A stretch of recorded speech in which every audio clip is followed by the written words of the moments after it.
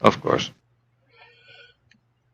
Alright, so we're doing more of the Vampire the Masquerade stuff. We're going to Prologue stuff. try to finish Geo's prologue. So the last thing we were doing was Being bit. Yep. And we were trying to determine what your deformities were going to be. Mm-hmm. So, as we were talking before we started recording, I think we got everything hammered out. So you're going to have large ears, which you seemed okay with, or you came up with, actually. Yeah. And we forgot about one of your character's maladies. So we're just going to say, as a human, he could talk, but now he can't. Mm-hmm. So, one of your Nosferatu deformities, as we discussed, is going to be a large, deformed lump on your throat that closes your airway and makes it hard to even make any sound, let alone speak. So, only in moments of great frustration or needing great emphasis, you can make sounds, but otherwise, if you try to make sounds, it sort of is blocked by this weird deformity.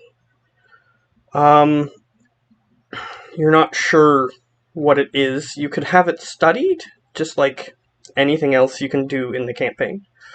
So, I'll say that you could potentially have it dealt with, but since you're a Nosferatu, these deformities are extremely hard, if not impossible, to get rid of.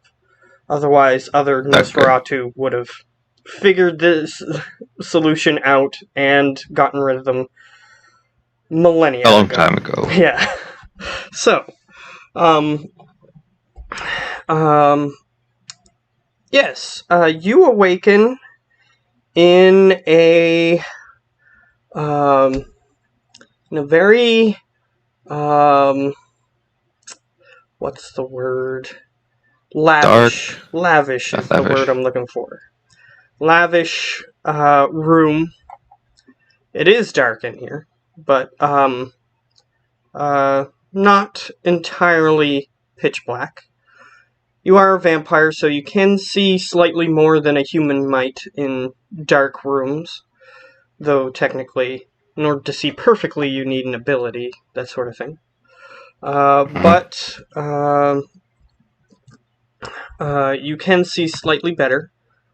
You do now have your pluses to everything. Yeah, that's what I was going to say. It's just that I, for some reason, got logged out of Roll20. So that's a good thing. That's not good. But I am now back. And it's kind of annoying because I'm going to have to switch this every time that I join this particular game. But you can see I have a little picture that I'm going to be using for this particular game. Mm-hmm. It's actually a character from one of the games, but it works for now. Don't chase what doesn't. Don't fix what's broken. But what's not broken. Yeah, fair. If I can find the other picture that I was looking for, though, I'll use fair that. Enough. But for now, this will work. Because it sort of looks relatively close to me. Relatively. Compared to all the other characters I could have chosen. So, fair enough. We'll just go with that.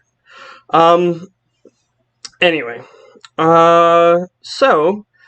Yeah, you awaken. It's one of those old-fashioned, like, like how in the Christmas Carol, like Ebenezer Scrooge, he has this bed that has like curtains on it, and at one point in the play or movie or whatnot, they're fighting over his chamber curtains that go over his bed. The people in the um, uh, I Christmas know. of future, whatever. Future past. Yeah, whatever. Whatever it's called. The Christmas is yet to come is the one.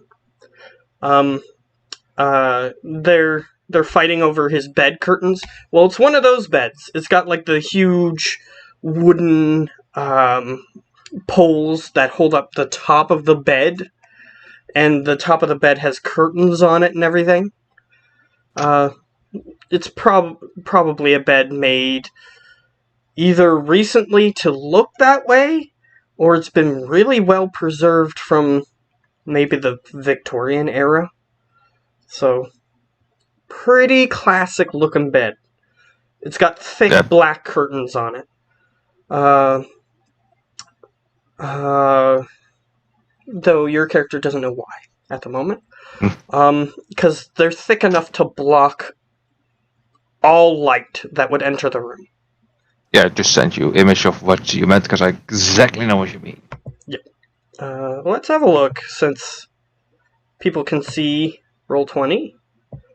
Because that's what I'm recording. But yes, it's very similar to that. That's a much more modern looking version of what I'm talking about.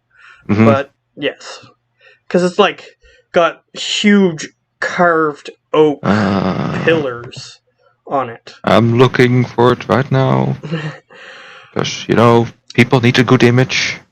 Well, that looks more like it. Yeah, it's got these like huge oak carved pillars that are holding up the curtains. Let me see if It's closer. Yes, that is very much closer. Except for the designs on it, you probably won't find a picture of this, so don't bother.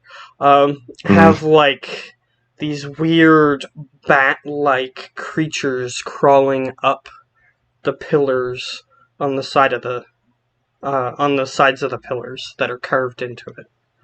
Looks very gothic.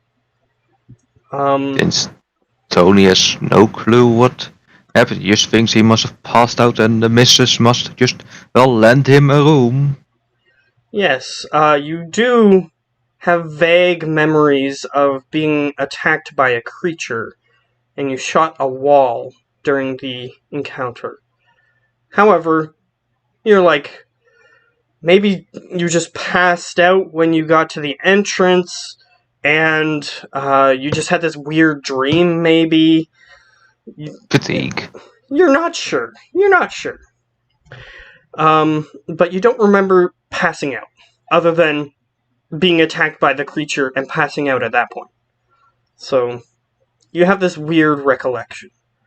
However, you begin to get up, like sit up in the bed, and you feel like your ears, like scraped against something, but strangely, it's more, like there's more there than there should be.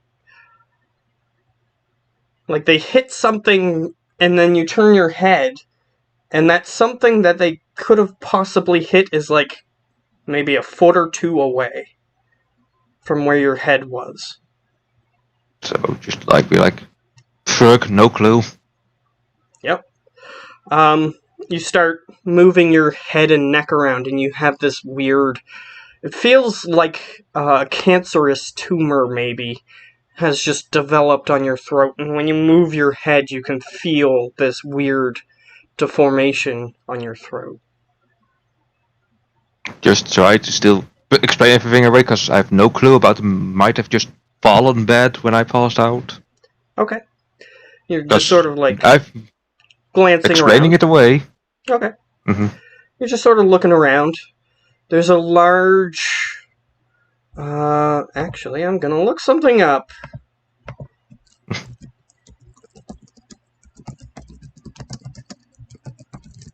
Because if you're gonna say mirror, because I don't recall the entire game that vampires in that game have, reflections. I don't recall if they do, yes or no.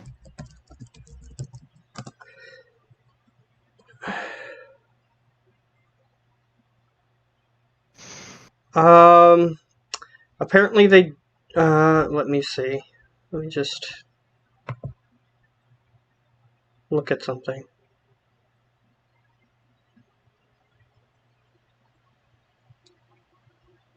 Okay. Yes, you do. So, yeah, you see a large mirror, and you can see that your face looks the same, or at least generally. But you have this weird lump on your throat. It's very. It's kind of blackened. Like it looks like part of your throat just rotted, and there's this huge infection point where your throat has rotted away. So there's like little pustules hanging off of it, that sort of thing. Looks very grotesque.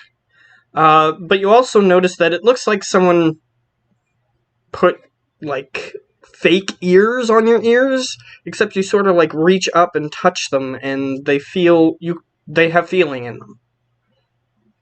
You look almost like an elf that just had like 1 or 2 foot long ears. Okay. Your character probably thinks that, based on how the Nosferatu are normally reacted to by normal people, you viewing yourself right now, you kind of have this flash memory of maybe a movie you saw once where there was this creepy guy trying to get into this woman's room and it was in black and white. Mm-hmm. But other than that, Just nothing. lots of confusion. Yeah. So, you can explore this room. You can move. Like, you're not prevented from moving in this room. You're not, like, tied to the bed or anything. Yeah, so I should just start, exploring the room, just checking what I have on me, if my stuff is still with me. Everything that you had with you, including your gun, you have with you, except your toolbox, which is set on a desk, like a nightstand type piece of furniture, next to the bed. You have your gun, it is holstered. Just count the clip and see, check the chamber if it's loaded, because that's always important to do.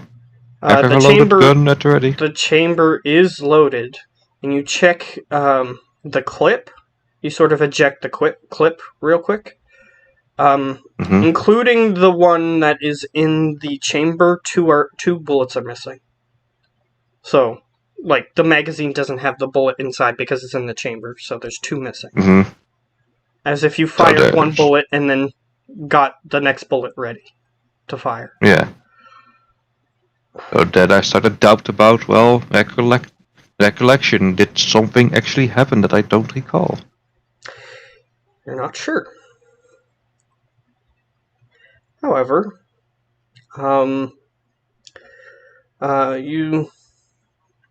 you're in a bed and you've checked your gun holster. You see that your tools are next to you. What do you wish to do?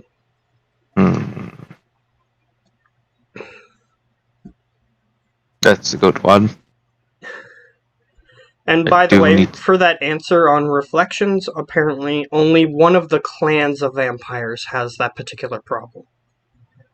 Which is the... No reflections. Ah, okay. Interesting. Yeah, there's only one particular clan that has that problem. Mm-hmm. So, what do you wish to do? You're in a room. It looks like a fancy bedroom, although you have a feeling that this is more of a guest room due to the lack of personal effects in the room. Mm-hmm. Like there's no like perfume or makeup or anything of that sort. But the room is entirely dark. Well, there's some candles flickering. There's some candles flickering in the room. Yeah, but I But can see otherwise at it's least dark. a bit. Okay. Yeah. Um, It's very low light. Not wanting to seem too hostile, just holster the gun and head to the door. Alright, you stand up. You can see that there are 2 candlestick holders attached to the front of the bed frame. And that's where you can see the light coming from. So your bed was very shaded, but when you sat up, a little bit of the candlelight drifted onto your form. It looked like somebody put like one of those cheap vampire masks on you. Except when you get a little closer because you're standing up, it looks organic, like as if your body just grew this way, except the last time you remember, that wasn't the case.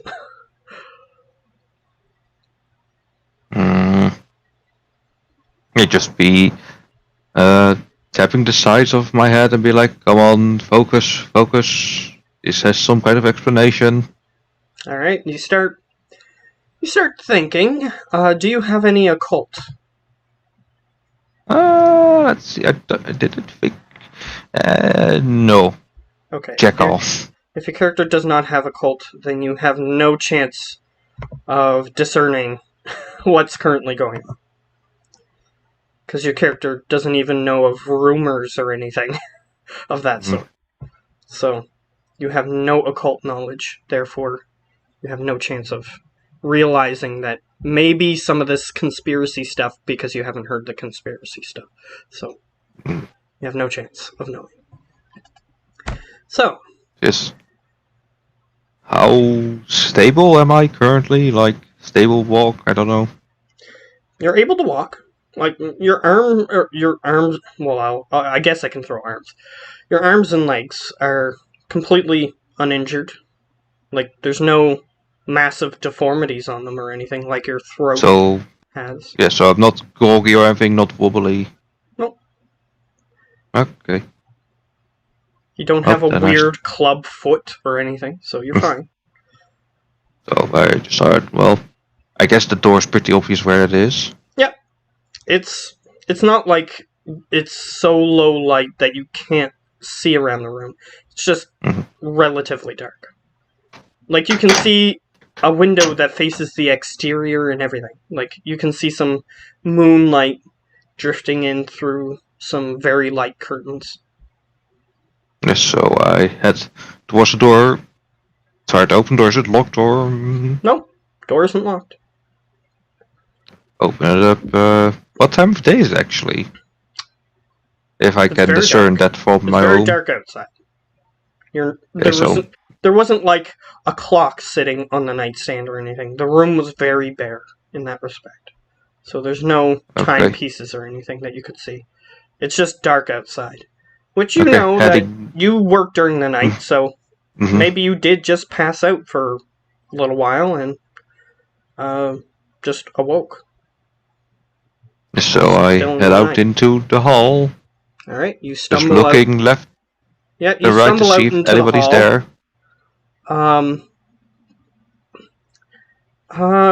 Since technically at this point in the story, you have 0 blood points, I'm gonna need you to roll. I don't know if there's a specific roll for this, so this is one of the few things that we're actually gonna have to look up. I'm basically gonna get you to do a beast roll. Beast. Where the hell do I roll that again? Though I don't know specifically what the role is called in this system.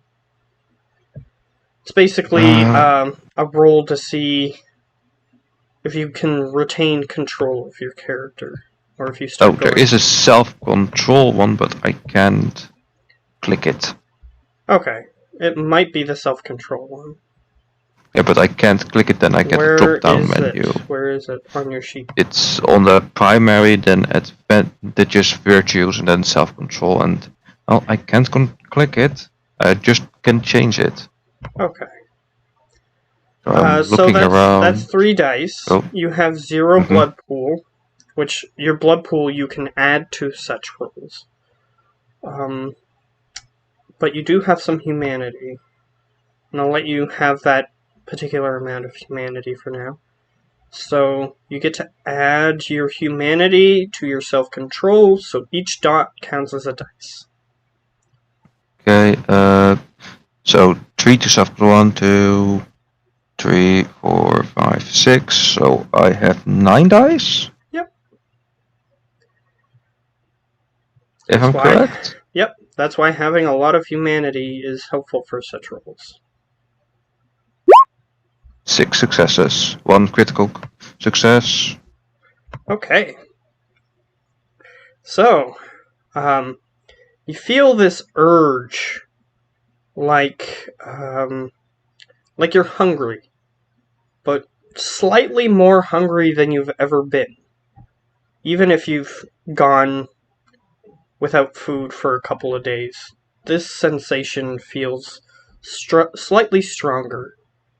And you feel this pull to just leave this building because there's nothing that would satiate you here. But then you just sort of, no, I need to figure out what's going on first. So you regain control of your character before you even lose it.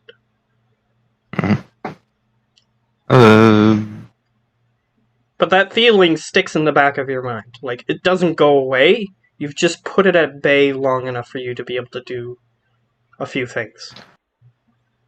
So just, well, I try to call out since I don't know I am mute now, but realize I can't call out. Yeah, you sort of go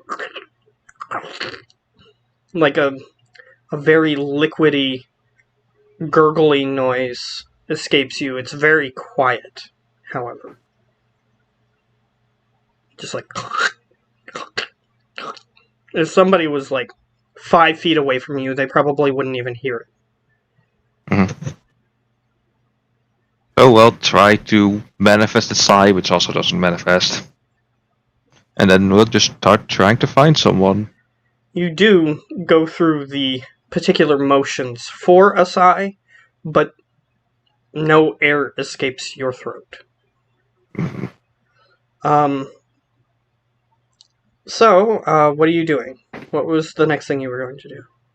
Trying to find someone, Anthony perhaps, or well, whoever can help me in the current predicament. Okay, I'll get you to roll. I think alertness is the mundane one, right? And I do awareness have is the alertness. supernatural one. They're the same anyway. So, yeah. I'm gonna say it's based on your perception and your alertness. So you get to add those together.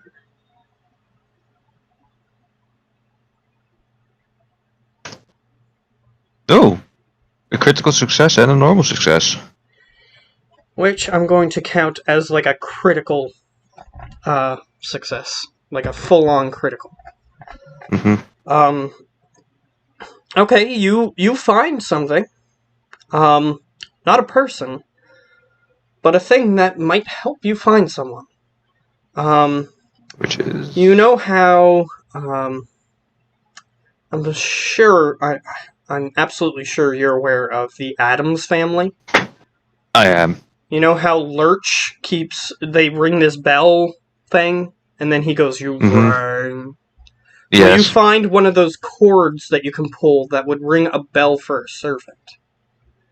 You have a feeling that if she is truly 90 years old, even in the year of 2002, I think it is. 15 yes. plus 2. Yeah. So it is 2002. Even in the year of 2002, if she truly is 90 years old, you have a feeling that if she lives by herself, she probably still uses such tactics to get Antony's attention. So just take the cord and then just get up and down, then just give one gentle pull. Don't want to yank it off the wall. Yeah, Just a gentle one. You hear a bell ring elsewhere in the building. And you hear some shuffling, something moving in the distance. However, you don't I'll see anybody. Not quite yet. just look around, like, where could it be coming from? Like, behind me, in front of me? Don't know. It's coming from, you're currently on the second floor of this building. It's coming from, you're sort of like on a balcony that looks down at the foyer, which is the last place, well, other than the dining room that you remember being. And you hear the shuffling further on the balcony, but it sort of goes around a corner. I'll try to draw it for your ease of access here.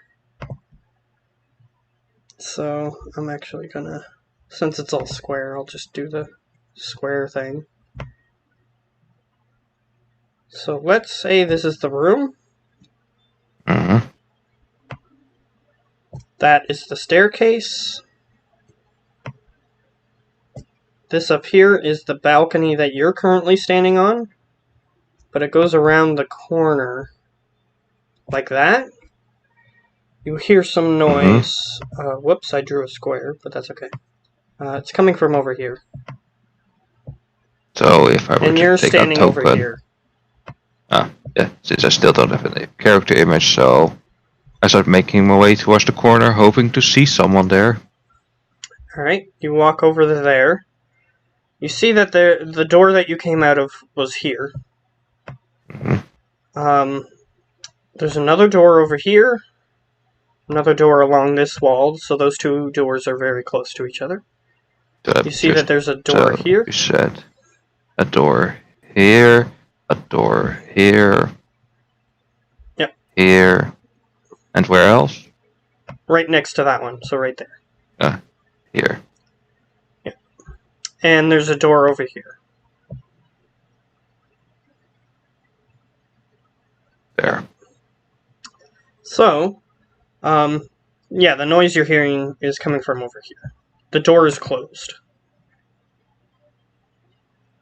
So I start making my way over there.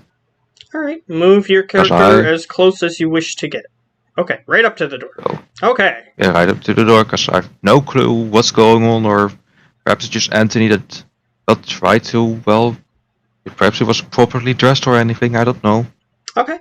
You stand in front of the door for about 10-15 seconds. However, since you're waiting by that door a little while, you get this, like, stomach gurgling, and you feel this urge, like, in your throat, almost. If you haven't eaten in, like, a few hours, like 6 or 7 hours, other than when you're going to sleep, you'll be familiar with this weird throat urge when you get really hungry. You start to feel that. Another 9d10. Yep. 5. Alright. You managed to keep it staved off. Again. For the moment, though, you have a feeling that if you don't indulge this urge soon, you might lose a bit of control like a hungry animal. I just knock on the door, hoping to get some kind of faster reaction. Okay. You're sort of just gripping to this weird pustule on your throat. In fact, your fingers grip to it slightly too hard, and one of the pustules breaks open and a bit of liquid drips out of it. However, it almost supernaturally quickly just sort of recloses itself in the exact same way that it was before you punctured it. And the door opens, and you see Anthony on the other side. He's standing on the other side there. And he goes, Oh, hello, sir. So I just wave to him and then just try to indicate that I can speak by trying to speak, but Nothing coming out. He goes, "Yes, this sometimes happens. Perhaps I should get the mistress." And he tries to walk past you into this space here. Yeah, I just hold up my hand and then just try to indicate of some kind of hunger. Oh, hold on. Yeah, I think I got the switch machines as well. Okay. Well, So as I'll long be as you back in a hurry. few. I will, so I'll be Alright. right back.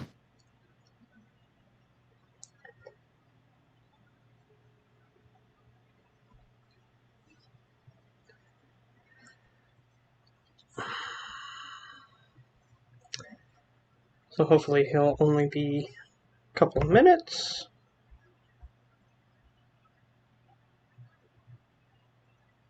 And hopefully it won't kick me out of a Discord call.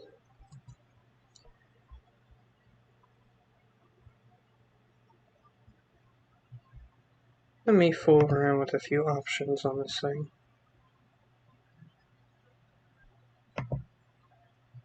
Plus I'll have to look into to see if my mouse is visible on the recording. Because I don't think I wanted that to be the case. Oops.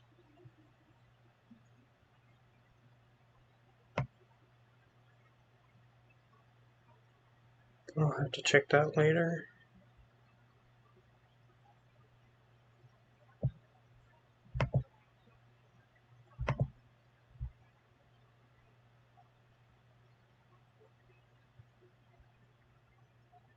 Okay.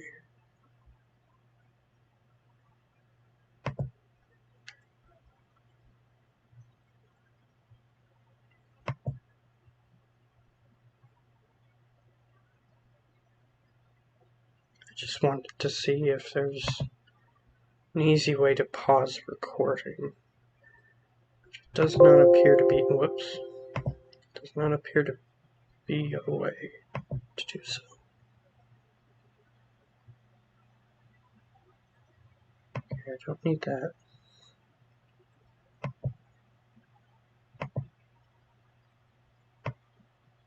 Oh, interesting.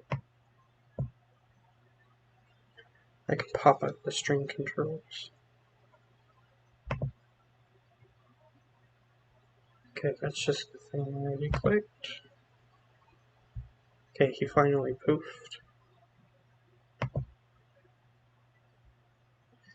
Settings.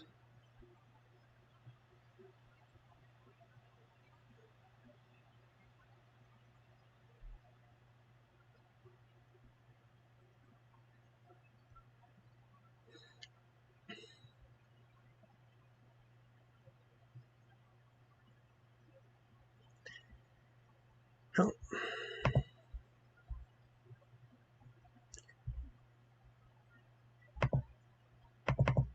Let me see.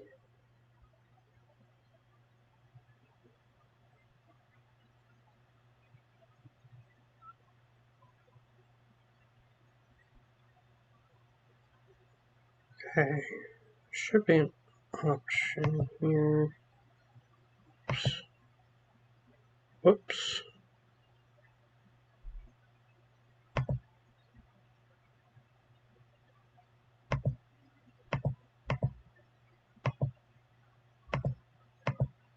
There we go.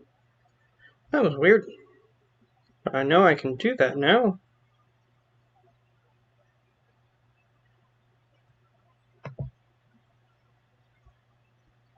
There's supposed to be a way to get the mouse to go away, but I'm not sure if that's even showing up. I have to look later.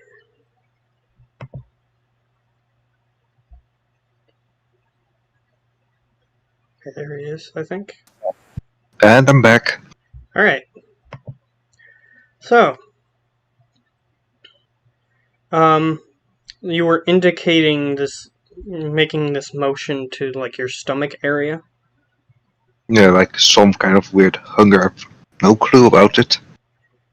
He says, "Yes, let me get the mistress." Well, step out of the way for him to, well, let him do his job. Alright, he walks over here, goes to this door, He knocks on the door, and I'll get you to make... Let me see. Which thing should I get you to roll here? Yeah, just an alertness. So 2d10. Yep.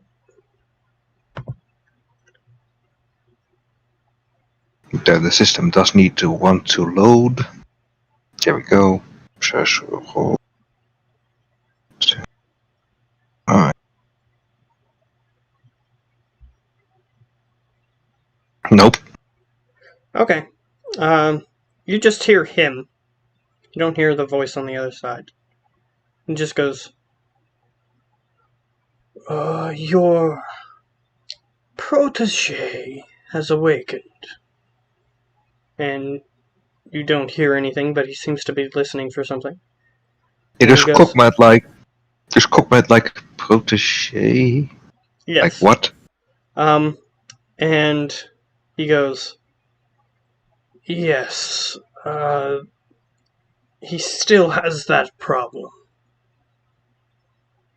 Alright, but he is suffering from an affliction.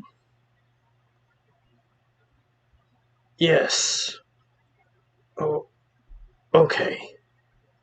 And he looks at you and he says, the door is unlocked, and the mistress is inside. Now, if you'll excuse me.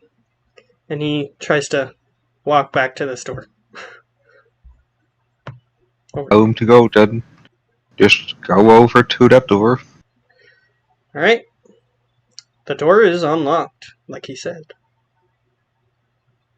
It has to then just knock on the doorbell, slowly open it, unsure. Alright, you open the door. You can see inside similar room to the one that you just came out of. Except this one has slightly more personal effects strewn about. Like perfumes and makeups and things of that nature. However, you walk closer to one of the makeup things. It appears to have not been used in a seriously long time. Super duper long time.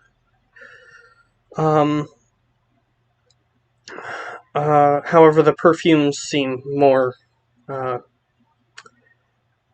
recent due to the fact that they still have liquid in them. Because if they were that old, they probably would have dried out. So, you look over towards the bed, and the curtains, the similar black curtains, are drawn over the bed, and you don't see anyone through it due to the fact that it is so thick. But there is a light on in this room, like an electrical light that is hanging at the top of the room. Just sort of like one of those haphazards, like it has the little thing that you screw the bulb into, just sort of hanging out of the ceiling by some wires. Your electrician senses are like, well, that is not entirely safe, but as long as nobody fools around with it, it should be fine for now. However, you hear a similar voice to what you've heard the mistress of the house's voice sound like before. She says, "Come here." Do I know where it's coming from, or...? Yeah, it appears to be coming from within the curtains that are covering the bed. Just, well, make my way over. I guess I can trust her, I don't know. She you see that there's a part of the curtain that is pulled back slightly near the head of the bed. Seems like that's where she wants you to go. Just start, making my way over, because, I still think things are, just happenstance. Okay. So you begin to peek underneath the curtain? Question mark? She asked me to come over, not to peek anywhere, just so. Okay, I that's guess fine. not. You don't look underneath the curtain. That's fine. Want to disrespect the lady. Okay. She goes, it seems that the process I put you through has harmed you irrecoverably. I was hoping for a more simple deformity. That's all she says right away. You have a chance to respond. Or do something, if you wish. Well, look very confused, like, what's she talking about? I don't. Huh? Okay. She goes, seems as though you cannot speak due to it. Here, and you see a hand, a very delicate looking, dainty hand. Very young, again. Not like old and wrinkled as you would expect a 90-year-old person to be. But they're holding a notepad.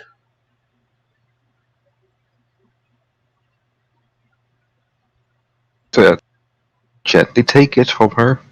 Alright? She says, And I assume you have a writing implement? just, of course, pocket. What kind of electrician doesn't go out with a pen? Fair enough. You have a writing implement. Either in your toolbox or in your pocket. Doesn't really matter, you have it. So I just start to, write what, like, I'm more confused and with lots of questions on it, and then, hand her the note. Okay, so you write that you're confused and have a lot of questions. Okay. Yeah. You hear some giggling within the curtains. Of course you do, my young Childe. And she hands the notebook back. Yes, she asked her, like, say, children, what's going on? And that's what lets me ask the first question then to have answered what's going on, because Okay. I don't know. You pass the notebook back through the curtain. She goes, this may be hard to deal with. Except, I suppose, I will demonstrate to you that it is true, however. And you hear some sort of mechanism trigger, and you see one of the wall panels slightly open, and you hear her say, go ahead and see for yourself. So yeah, I see for myself still. And what do I see? Alright, Actually, you walk up to the open wall panel, and you look inside. There appears to be a very, relative to everything else that's in here, a very modern, for 2002, refrigerator. That's just inside the wall panel. That's what you see. It's not open. It seems like the wall panel was just to conceal that the refrigerator's presence was there. It still has a door and everything that you can open. Well, nerves are getting to him, so just be carefully opening it, because I'm not sure what the hell's going on and all that. Alright. You open. And you see as some of the condensation-like cloud comes out from the refrigerator. You see medical blood bags, like 20 or 30 of them, inside the refrigerator. Each one of them, they have different labels, but you notice that AB negative and O positive, those sorts of types of blood are not there. Just some of the more common ones are present. Blood types. And they each have a name on them. Each one of them having a different name of who the blood appears to be from. Yeah, that doesn't, well... So that doesn't settle the confusion, or just... If I get the notepad back, that is. Yeah, you have the notepad. But you walked over to the fridge. Looking at those bags, you feel like suddenly you just have a craving to open one of those bags and empty its contents into your body. Not sure why, but you have that urge. Like, that thing that you were feeling hungry about. It's not like if this fridge were stocked with vegetables, you would have the same feeling. You don't think? Mm-hmm. You'd be confused, but also intrigued at the same time because of the hunger, but not understanding it. You start... actually, it's been a little while since you had to make a roll. Mm-hmm. Let's see if your beast decides to force the issue.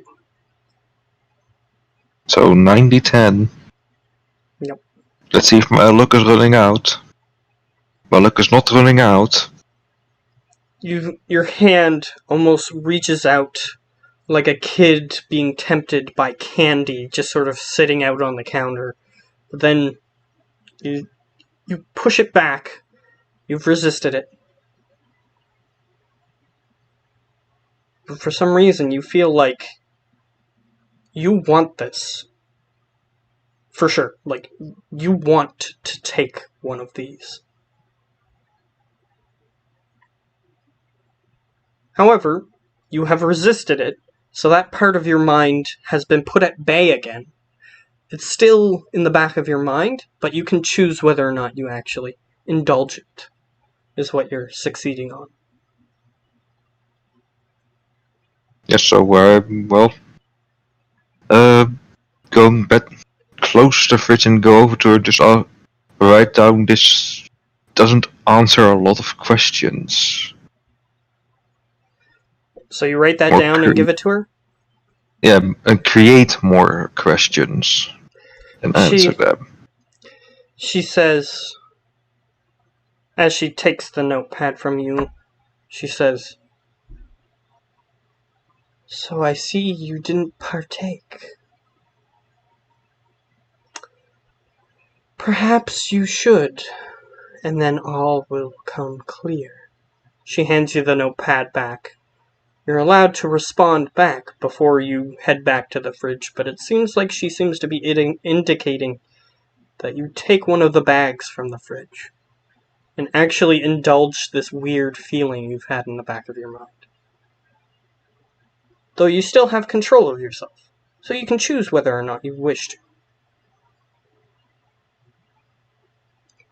So I just write one final note to her and just tell her I hope it does enter something, because all I All I'm getting now is that I have more questions than anything.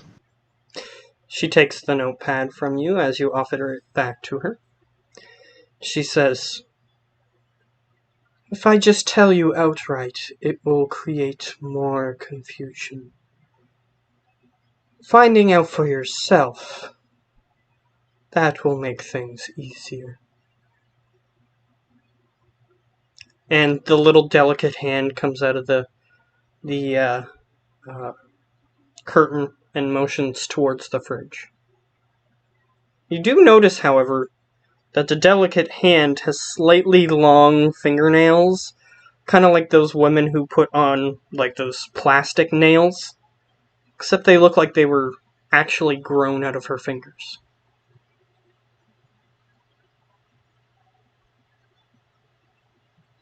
Kind of spooky, but she seems to be indicating that you actually partake.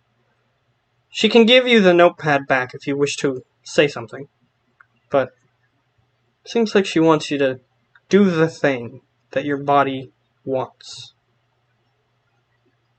Yes, so if she gives me a notepad, I just write on it. I do hope it answers more than it creates in questions for me. Yeah, she's already got that sentiment, so you don't really need to say that again. But so she doesn't give it back unless if you have something else to say.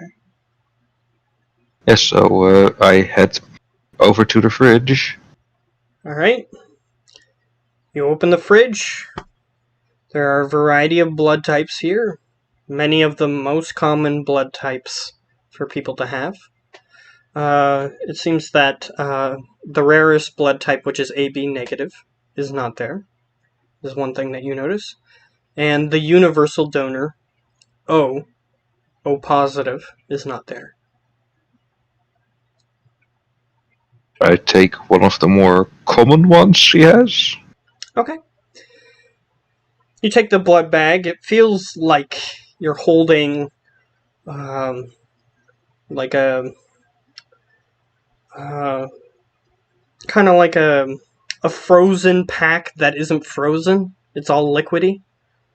It's sort of like you're holding that in your hand. It's slightly cold to the touch, probably because it was being stored in a refrigerator. And you feel this weird tingling in the back of your mind. It's almost like a voice telling you to just open it and drink its contents. Yeah, so he's just thinking like, yeah, shut it. Just let me, see how I can do this without making a mess. It does have a little thing where they put the, like, IV feed into it. Mm-hmm. You can, like, if you squeeze the bag hard enough, you could get some liquid to come out of that. Yeah, kind of, how do you call those things actually? You know those bags where they have yogurt in it or something? Yeah, it's similar to that, yes. Yeah, Except kind of like that. it's actually medical grade, so it has like the little IV part instead. Well, as I said, like those breakfast yogurt things. Well, suck on it like that and just, try not to spill, so to say. It feels like you only just barely tasted it. But then once you realize what you're doing, you look at the bag and the bag is empty. And you just sort of, you're looking at it, you're slightly confused. And then you realize that that voice, that urge, that instinct in the back of your mind feels slightly less annoyingly loud than it was before.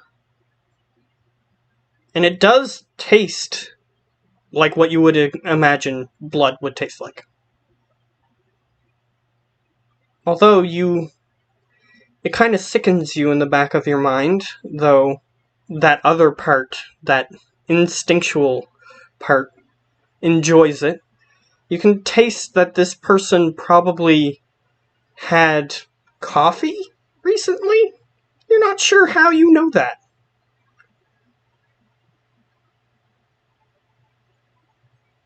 At least before the blood was taken. Like, for some reason, there's a flash in your mind of coffee beans. And you're like, yeah, that's what that is, but I just drank blood. It shouldn't taste... I shouldn't be getting that weird feeling like that's what I just drank. So how bad is the hunger actually now? You have 1 blood point. 1. Keep your blood points at what they were for your basic, what you're going to be starting at, because this isn't the start of the campaign. But drinking from a blood bag gives you 1 blood point. So having 10 blood points means you're satiated. You're not hungry at all. Yeah. So I just took one, just close the fish again, and I asked her. More questions ought to keep coming, but I am starting to form a picture. She says, "So you only took 1? Well, I suppose you do have more restraint than some of your, I should say, predecessors. This is good. However, I will answer one of your major questions. Was that actually blood in that bag? The answer to that is yes. Another one of your major questions. What has happened to me? You have become a vampire." And that's when, in the movie, you would hear the piano playing the lowest Dun, note on the dun, piano. dun. No, the lowest note on the piano. Dun, dun, Inception dun. noise. As it's the type of music that would be played as a realization, a horrifying realization is dawning on a particular character. And perhaps you actually believe her, but that's up to you. Because technically, there is a flaw you could have taken that would prevent you from believing her, but I would... you have the choice. The choice is in your hands in this moment. Yeah, well, she does seem to be more knowledgeable about all of this, because, well, she says predecessor seems to know what was going on, just so I seem to be able to trust her. She hands you the notebook back.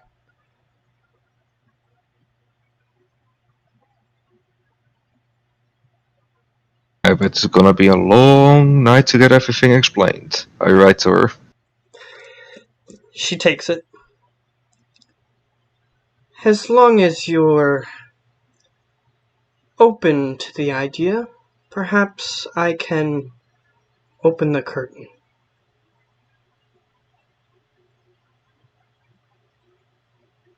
Seems like when she was assaulting you before, seems like you had very little choice in that. Like you were a different creature then. She was treating you more like an animal at that point. You have this inkling in the back of your mind. But now she's treating you more like an equal in this moment. Like she was when she was getting you to fix stuff for her. Though she seems to be hiding herself on purpose, is what you get from that. Maybe that thing that you saw before wasn't just a weird exhaustion dream. Just take notepad and write to her, I didn't pass out, did I? She giggles. Yes, you did. Just not maybe in the way you're thinking. That is why I put you in the bed after the kiss. And for player knowledge, the kiss is referring to the act of biting someone for the purpose of drinking blood. But your character doesn't know that. But I just thought you might not have that in the forefront of your mind in like the kiss. Is she referring to that as a kiss? But your character might think that. So he thinks that he's going to be as polite as possible around. It's going to be like so that he was so that then just seems to be turning the pen in there. Like, what's a good word to say? That thing, that being, that person that I saw was you. Okay, so what word do you settle on? Person That or being? person. Okay. Because I figured you weren't going to be rude and say thing. So No. okay. Um. Okay, person. She goes, well, would you like to see? And she hands the notepad back.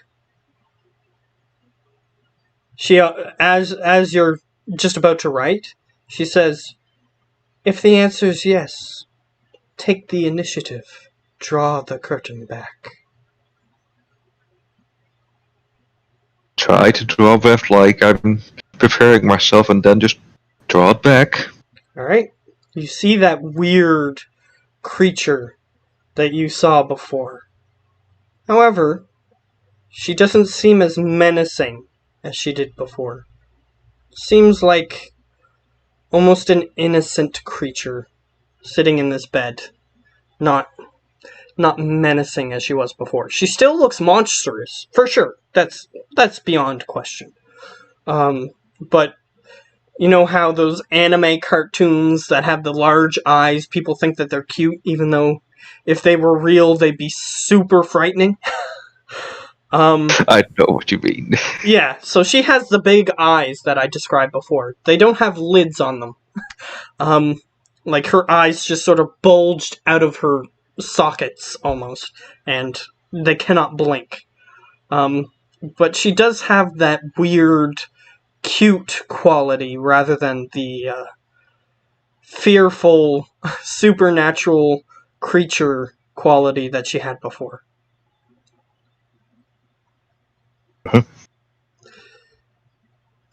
And she looks at you. She has no lips that you can define easily. It's sort of like her gums are protruding from her mouth where these weird, curved, anglerfish-like teeth are. But her words come out perfect, as if she has lips that can form them. And she goes, not Yeah, as scary as before? So Tony's just, as he sees it, just nodding, and as he says it, that nods a bit more enthusiast. Energized? Can't find the word. Yeah, energized, like indicating that he's listening to her. Like first it was like, okay, it wasn't a dream. Okay, just everything seems to be. And after the question is like, yes. Okay, so she goes, so, I'm sorry about how the blood has changed you. And she very slowly, like she's approaching like a deer or wild animal that would scurry at the slightest touch, she slowly reaches her hand out to your throat. It affects each of us differently. As you can see, yours is different from mine. As she sort of like touches her weird, curved, pointed teeth. So as she just points to the bulge of my neck, I just give a gentle tap to my ears as well. She goes, yes, not an uncommon deformity among us. It seems that the blood, when we procreate, I guess, would be the term. the blood changes us differently than those you might think of in the storybooks. Perhaps you've heard of Dracula. He would be more of a probably a Ventur or a what would be the other one that he probably would have been? Perhaps a But the other one. no, Sabat is a group. No, not Giovanni. Not there's a lot. Yeah, the one I'm thinking of. Anarchy. The one I'm thinking of is. I'll grab it in a second. No. Shimesi? Or whatever we found out they were called. Pronounced. Yeah. Though, if he changed his form, it wasn't likely that he changed it much, at least according to the legends. Though some of his weaknesses would be described within those tomes. Having to sleep among the dirt of his homeland, for instance. But us, we have different, perhaps similar abilities depending on which legend you're going by. And she just sort of lays in the bed, and suddenly, even though you're staring at her, you can't see her anymore. You can see the impression in the bed where she is, and you can see that the covers that she had over herself are still, like, over something that you can't see. You just blink a few times like, is my mind playing tricks on me or what? You can feel her hand touch your shoulder, one of your shoulders, and she says, "You can do this too. Try it." So simply all you have to do is want to use your abilities. Although I don't know if you can turn invisible at your current rank. Yep. Let's see, obscurance. Let me then grab the PDF that I accidentally closed. Handy me, but not. No, I didn't close it. So, here we go. It's on a different tab. And takes Obfuscate the is the name of the ability. Rank 1. Because you know how it was last time, I needed to wait a long time before it loaded. Mm-hmm.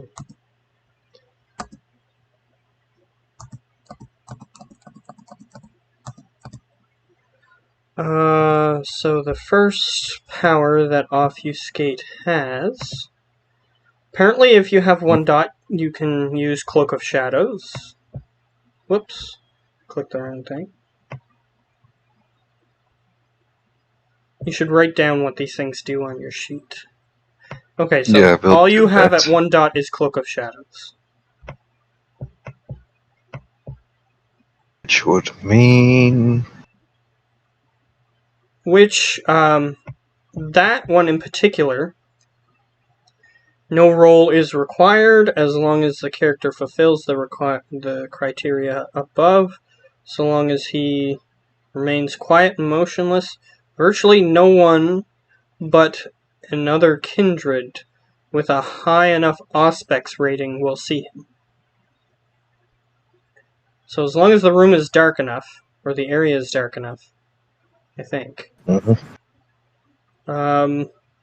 He steps into an out-of-the-way shadowed place and eases himself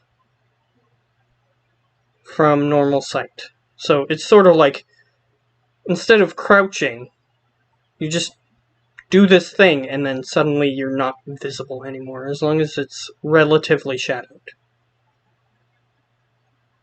So you can't do what she can, which is be invisible in the light. But what you can do is, if there's a slightly shaded place, you can just turn invisible. So you try to activate the ability, and she says, perhaps try somewhere dark. So, well, start guessing a corner of the room would be darker since how many candles are currently lit in the room? Because This one has a light on in the middle of the room, like a light bulb. Anything that is obscured from that. So, like, you could crouch behind a dresser or things of that nature. Like, you can have part of your body out in the light, and it'll still work, because you're bending the shadows, kind of. Yeah, so just stand beside this dresser and then try it out. Would be quite obvious, because, you know, the light shouldn't do it, yeah. This particular ability doesn't even use blood points, so you can use it as often as you want. Huzzah! So you just sort of walk behind the thing, and like a gust of wind, suddenly you even look down at yourself, and you don't see anything.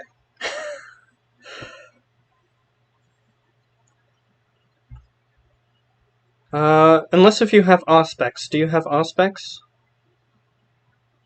Auspex. Which is AUSPEX?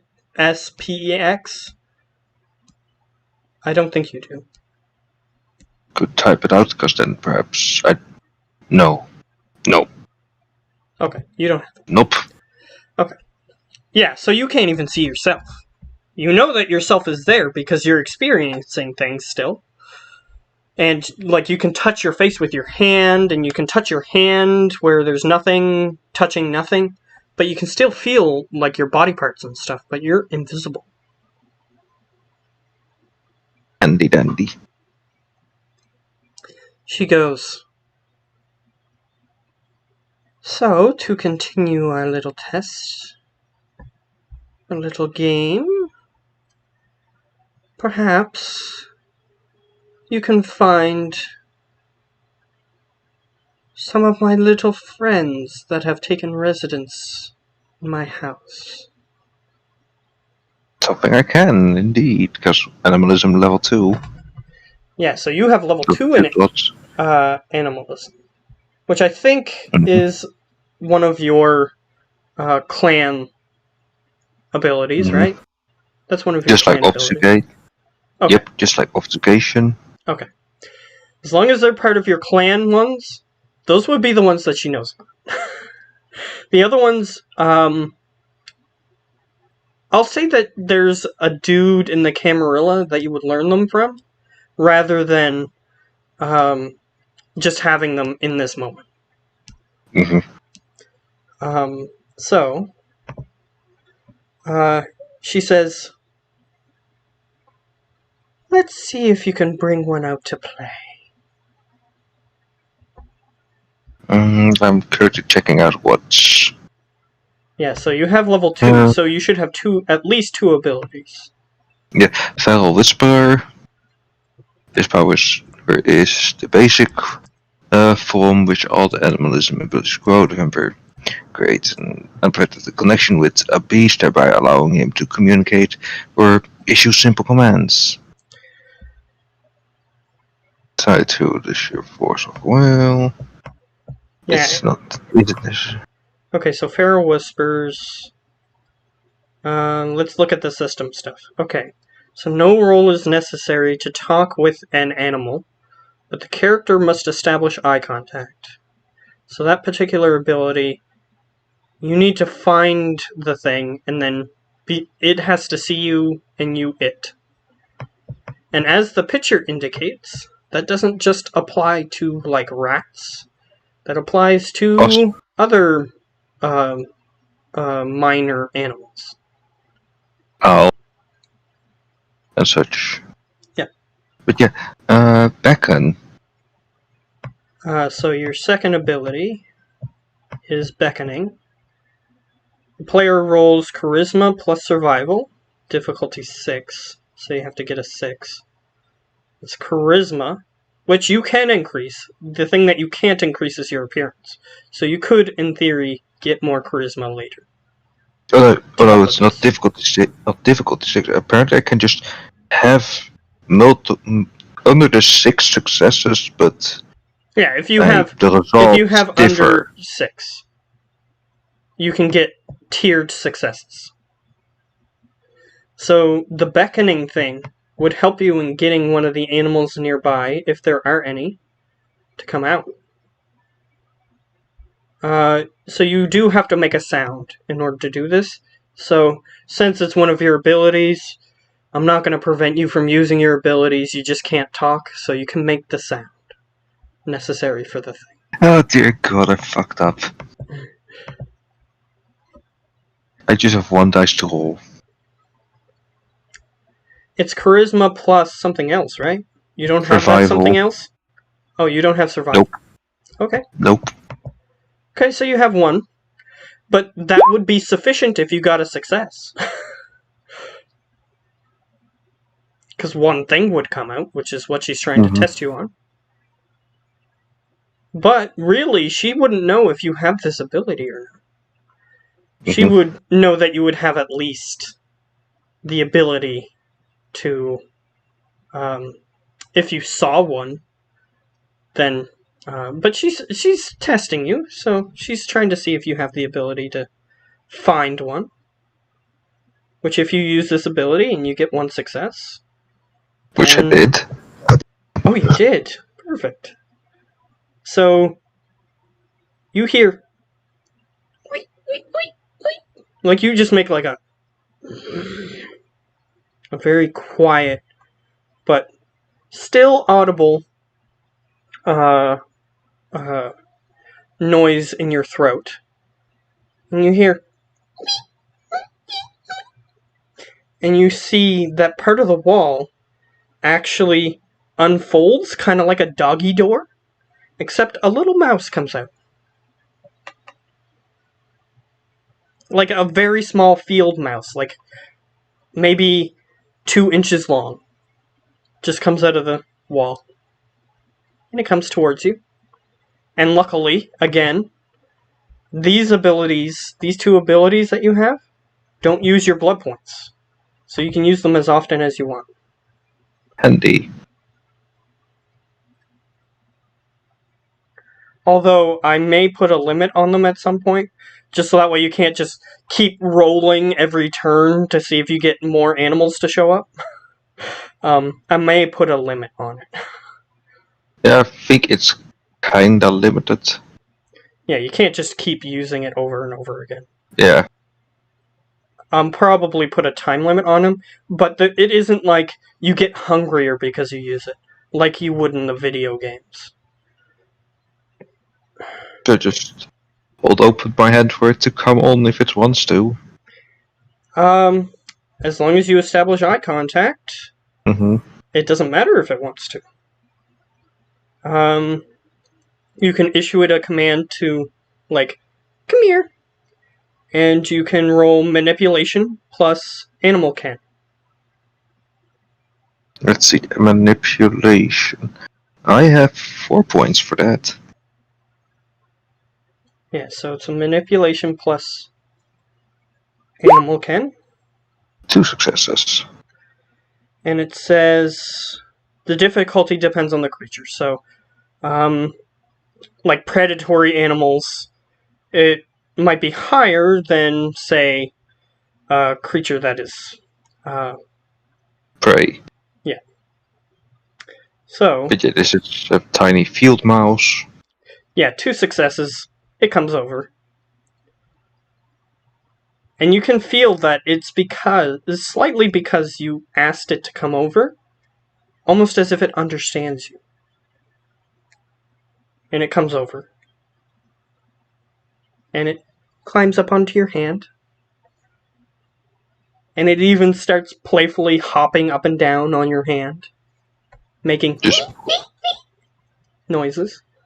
just pull it up and just pat it with one finger like that's a good little mouse. Yep. She goes, "Ah, so you can attract them. You're a little further along than some of my acolytes."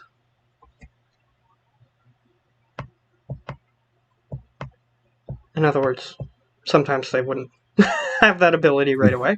So yeah, I put my hand back down to the ground and just let it scamper off if it wants to. Alright, it stays close by for now. Seems like it doesn't want to go away right away, but you have a feeling that you're not forcing it to stay. Mm-hmm. So, your other ability... that's right. So, Which she there's goes... 0 points in. But you have to have it, so... so she's gonna So- try to see if you have it. Would that mean I have 1 point in it, or? I think you had to have 1 point. So yeah, I do have 1 point in it then. Okay. So she goes, "The other ability that we, as a clan, have, you can make yourself stronger at your whim. So, let's see if you can." And then she presses a button. She reaches over and her finger presses a button on her headboard. And one of the wall panels opens. And you see like a little wooden testing dummy appears. And then it closes. Let's see what you can do. Okay, each point of potence gives me 1 more dice into my strength. Oh boy, I have 2 points in strength. And gives me 1 more point in every strength ability. So basically like brawl and things of that nature. Mm-hmm. And athletics, so technically 3? And anything else that I say is dependent on strength, which might not be anything else, but in certain situations, depending on what the ability is, it might require strength.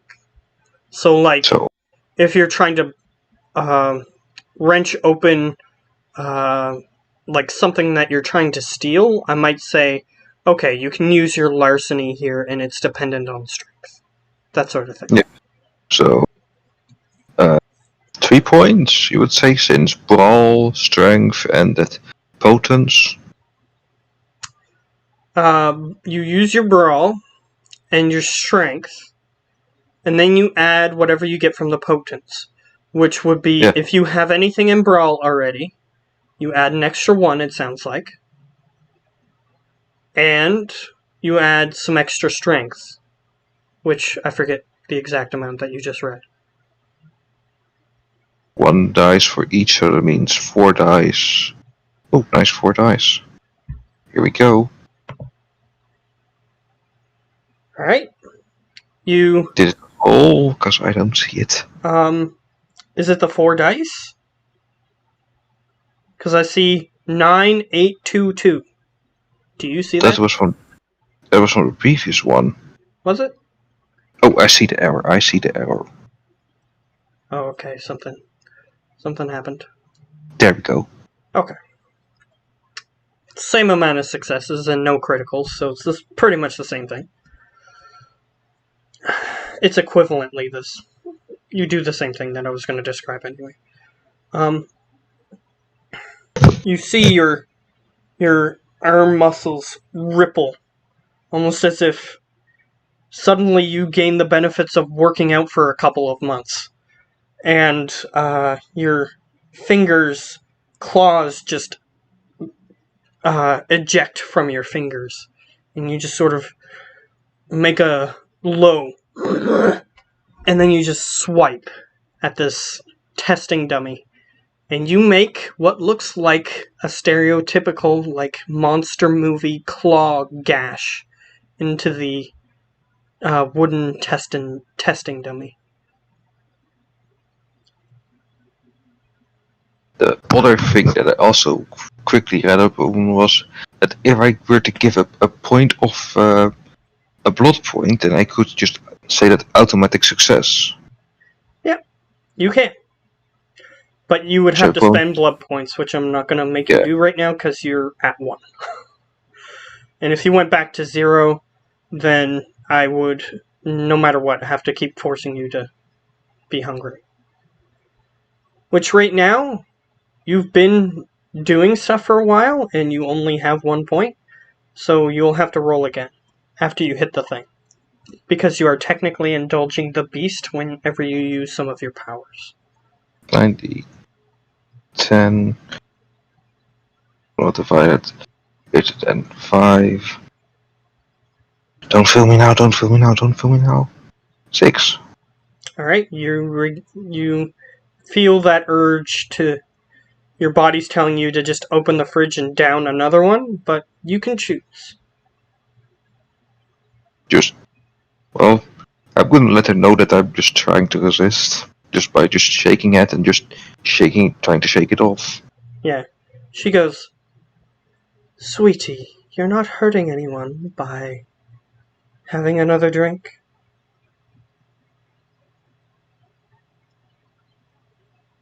Just give a bit of a nod, well, I was doing so well. Yeah. So, on ordinary days, a vampire probably, unless if they're, like, using powers and blood points all the time, they probably only need 1 blood bag per day. Which isn't that much. Which is why she has a bunch of blood bags. But, since you're a newly formed vampire, you start off with 0 blood points as soon as you're formed.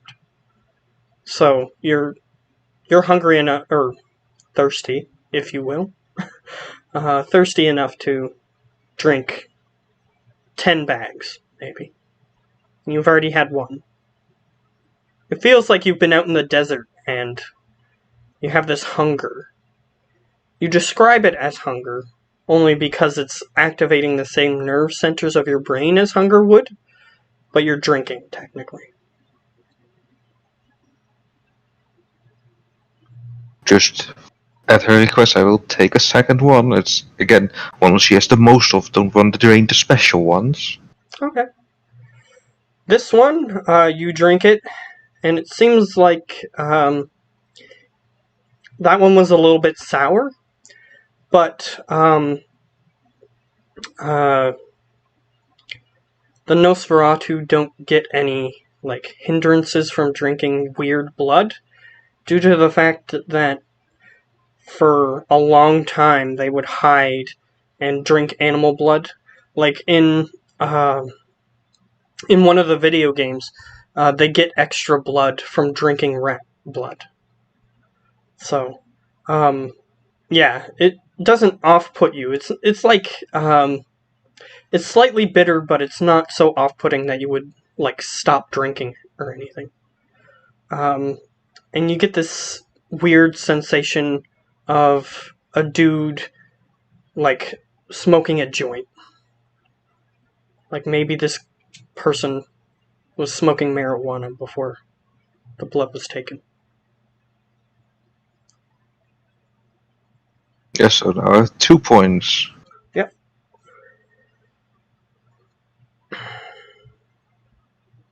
So. Close to getting the return to her side. But we should try and wrap it up because, it's nearly time here for me to go to bed. Okay. Nearly 1 o'clock here. So, we'll fast forward a little bit. So she says,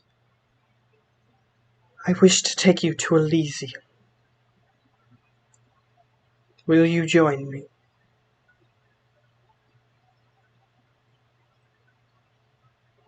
I say yes, because, well, can't go anywhere, well, looking like this, as for one, and secondly, mute. Not good for business relations. Mm-hmm. But she takes you. She readies the car, and or technically Antony does. He readies the car. She signals him, tells him to ready the car. He goes ready the car. She tells you a few more facts about your condition, that sort of thing. Apparently, the Nosferatu, which is the clan that you belong to, they would hide in dank and dark places, and it seems as though the blood has given them gifts to make it easier to do so. And their deformities vary quite. There's a quite large diversity of deformities that these creatures can take, or the creatures that you now belong to. But because of these deformities, if you walk up to a normal person, as you were when she first approached you, they tend to get this visceral, even if the deformity isn't 100% apparent just by looking at them, they tend to get this visceral fear when looking at you, just by looking at you. So walking out in the open usually isn't a good idea, though there are people who, like humans, that, like if you had to go to the store, they're in a position where their fear has to be curbed because they're supposed to be polite. So then you can go to like a shop or something if you needed to buy something. Especially if you're like wearing a hood or somehow covering up your deformity in a way that makes it less apparent. So those are things that you need to keep in mind.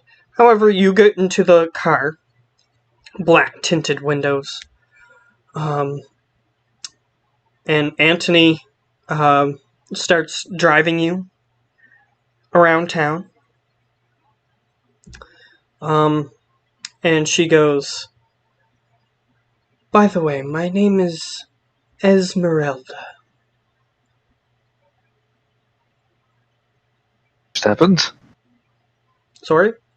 What just happened? Oh, did you freeze? Or did I freeze? No, Or whatever? I lost all connection with Discord. I think both of us.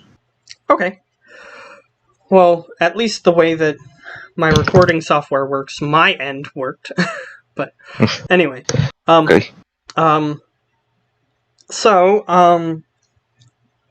Yeah, she was just, you were getting into the car, black tinted windows, you're driving around town, and she introduced herself as Esmeralda. Then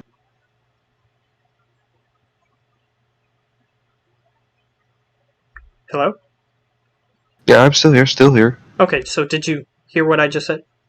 Yeah, she introduced herself as Esmeralda, so I filled it into the spot where it should be. Okay. Oh, you were writing it. Okay, that's fine. Yeah. So, they drive around for a bit,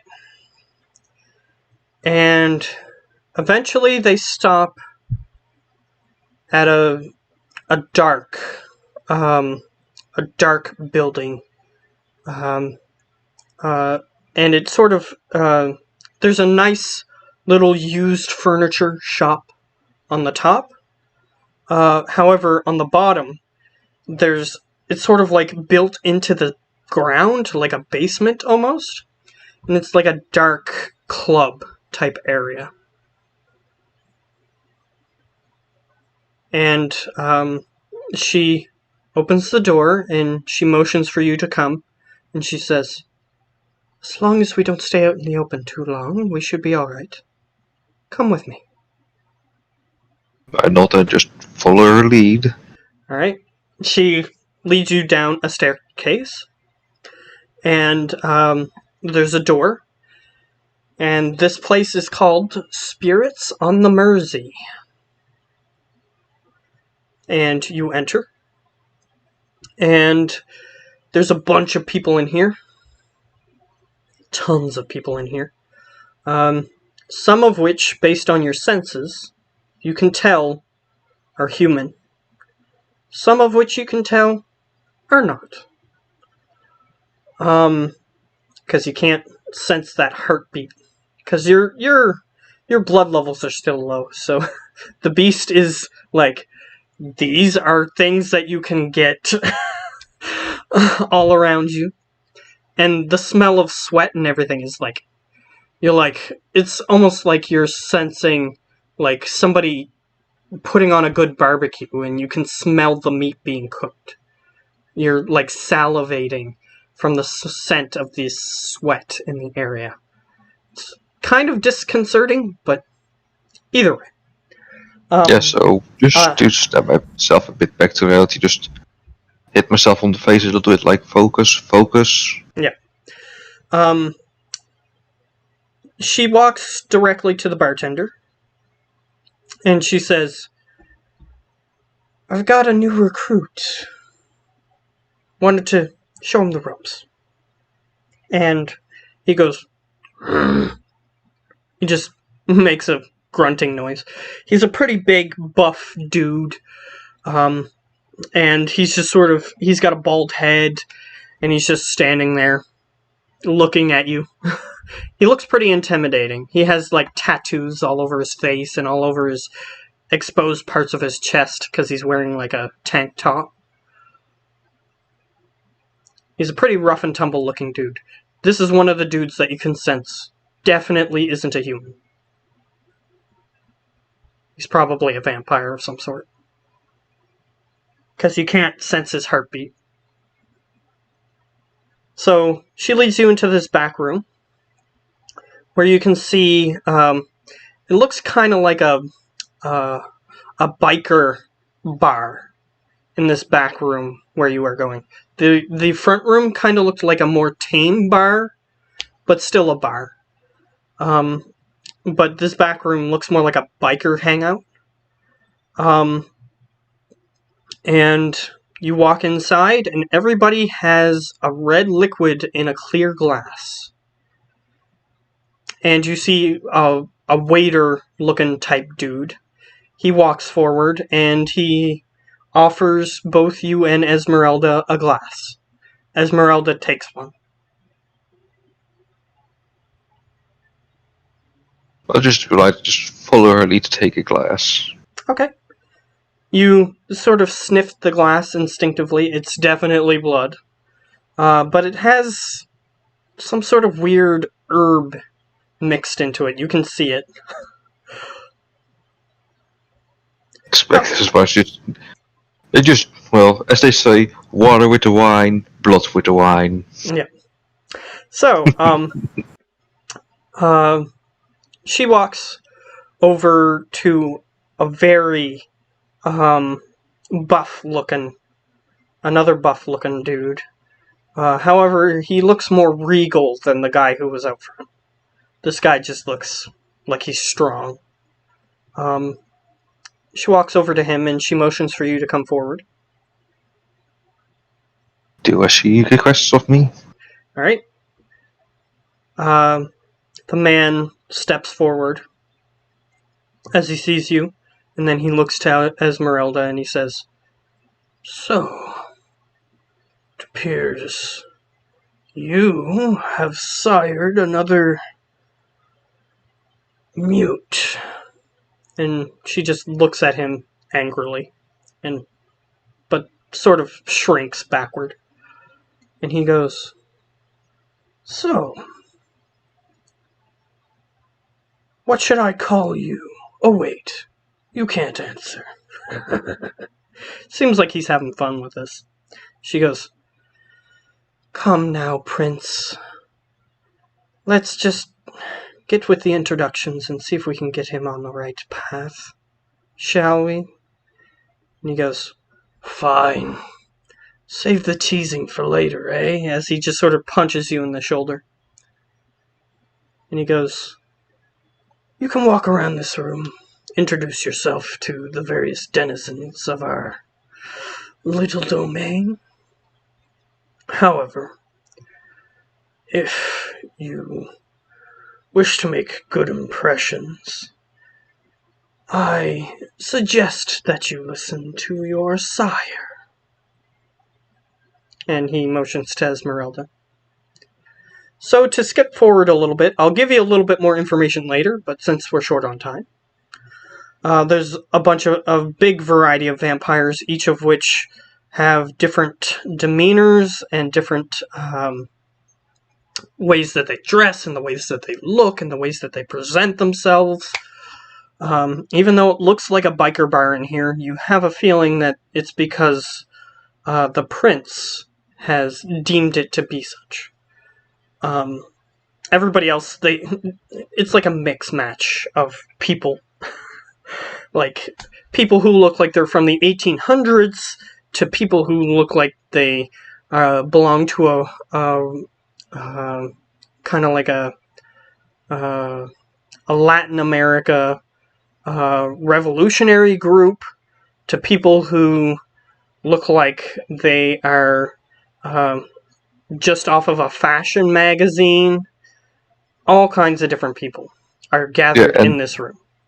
Yeah, as I suggested, just, well, listen to Messiah, so I stay with Esmeralda most of the time. Well, Okay. all the time. Because I'm so new, I have no clue what the hell I'm doing. Okay. So the first person that she's going to introduce you to is the person who's going to give you your ability of vicissitude. So, she introduces you to a guy named Franklin. And he looks very strange. He has, like, his head is covered in what you can only describe, like, instead of hair, he has these weird, porcupine-like spines that are on his head. And even when he gets angry, they sort of, like, flare up like a porcupine's quills would. His face, he has, like, this weird, elongated, jutting forward jaw. Sort of like... It just sort of, like, sticks out from his mouth. Slightly. And his nose is particularly pointy at the end. Almost looks like it's sharp enough to, like, stab somebody with. Like a bone is protruding, almost. He is of the Chemizy, or however they're pronounced, clan, which is very rare in the Camarilla, as you will come to learn within your 10 years of being here.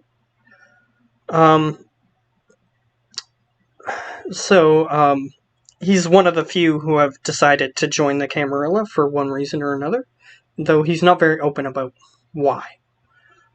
Usually they join the rival faction, the Sabbat.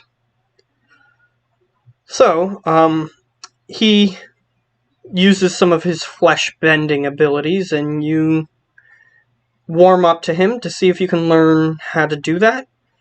Perhaps initially to see if you can get rid of that weird lump on your throat, but afterward you start learning, seeing that he has other abilities that might be useful to you. However, the vicissitude ability to flesh sculpt yourself, it seems like the deformities power through your abilities to sculpt your flesh, even though you try to change them at certain points. Seems like they're stuck. But things like your arms and legs, as long as it's just visual and not like something that would change your stats, you can change your guy to look like whatever you want. Okay. That's what that first vicissitude ability does. Okay. So Franklin teaches you that. What was your other one? Protean? Protea. Yes. Okay, that's the one where you can, like, go full half-beast. Similar to, or full beast, depending on how powerful you become. But whether or not you will actually get that, who knows? Yeah. And it allows me to see in the pitch black. Yeah. That's another good thing. So that's probably the first ability you would get from it, isn't it? What? Is that the first ability you get from it? Yep. Okay. First ability. So you meet up with this Gangrel. He's a dude who has like dreadlocks.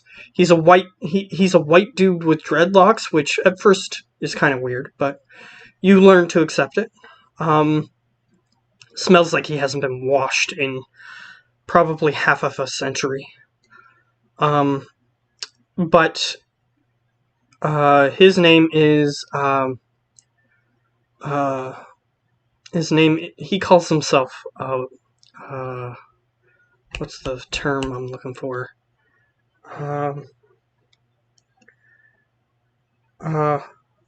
I'll just go with Rip Roar for now. You can add these to your somewhere on your sheet because these are part of your social circle. Well, forgot to do that already. Yeah, so Franklin is the other guy. Where is it? You can probably just put it in your notes section on your sheet. For now. So Rip Roar is your Gangrel friend, and Franklin is your Shimizi friend. The Rip Roar, he shows you some of his abilities in Elysium, even though technically he's not supposed to, because some of them are dangerous. But he shows you that he can, do various animal tricks, such as, grow claws, super long claws, or animalistic-like claws, things of that nature. And he can even shapeshift slightly. So you take an interest in that, and you get... so far he's taught you the ability to see in the dark, which has been immensely helpful. Considering, after all of that, you also recognize that guy from the call center that you interacted with. He's there as well. He's in a suit. It seems like they've summoned everybody here for the new arrival, which is you, so that way you could get introduced. His name isn't Tony, because I didn't realize that you used Tony. His name is gonna be Gustav. Yeah, sure. Let's go with that. Just take a Yeah, sure. That works. It works just as well as what I was trying to think of.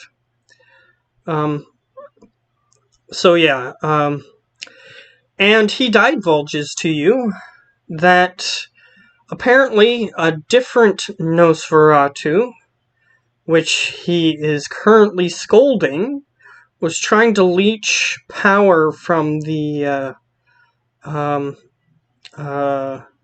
call center, which was part of the reason why you got approved to be turned. So that way they could leech electricity from somewhere, since you actually know how it works. I know my way around electronics. Mm-hmm. So you start... One of the first things that they get you to do is just start leeching power from certain places.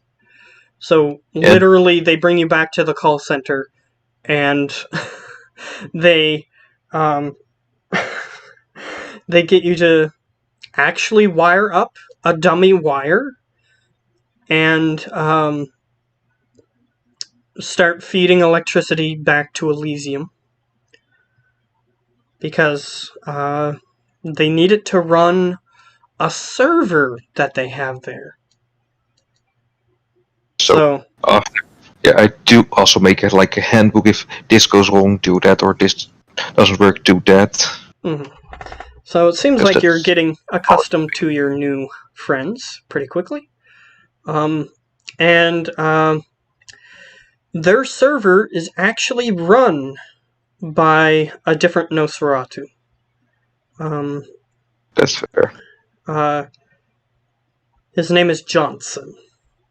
He just calls himself Johnson. You're not sure if that's his actual name or not, but it doesn't really matter. And they're actually running a vampire-centric Website. social Or- network is the word I was looking for. Even in 2002, it's pretty revolutionary. So apparently the only way you can get in is if you're invited, and you need to be part of the Camarilla in order to join anyway. So the only people who are getting invites are people who are part of the Camarilla.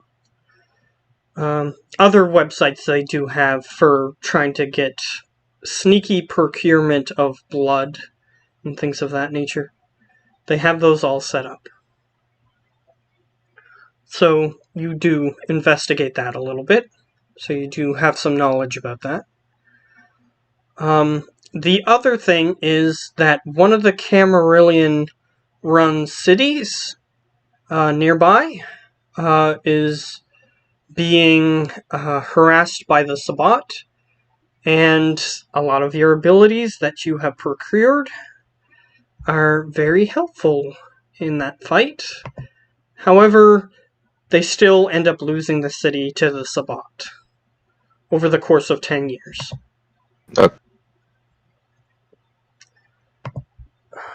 However, you did... The missions that you were a part of were went better than some of the other missions, although you did lose some comrades and compatriots during those fights. So oh wait, I'm on the wrong sheet.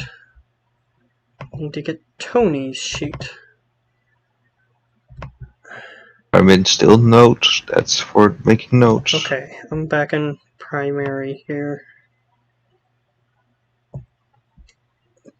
Okay, so unless if you were thinking of a different domain, Is good enough. the mansion, she gives you a room in the mansion. Is that sufficient based on what you have for your domain? You have 3 points in that. I can have a big place. That's okay, the so domain. if you want a separate place, that's fine. We can set that up. What we last time discovered was that it was quite a large place that I can get with 3 points in domain. Mm-hmm. I'm just looking up how much that is again. Where is it? Because there are a lot of references to domain. And I want it to be in a separate place than where Marcus's is, just so that way you can have 2 different places that your group can go to, at least, if you need to. So that way you can fall back, at least, at the beginning. Yeah, different places is nice, indeed. So how big is it? Yeah, that's I'm trying to figure out. Because it's not the fastest in like giving out where how much is 1 dot or something. I have to go to domain. Domain, here we go. Not dot yet. 3. A high-rise city block or an important intersection allocation or area that offers areas for concealment as well as controlled access. Okay,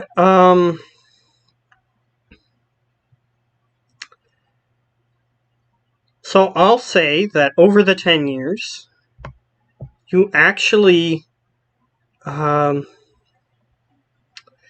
managed to lock down in such a way that without the knowledge of, like, the power company, you actually have access to a power station that has, like, transformers and stuff in it.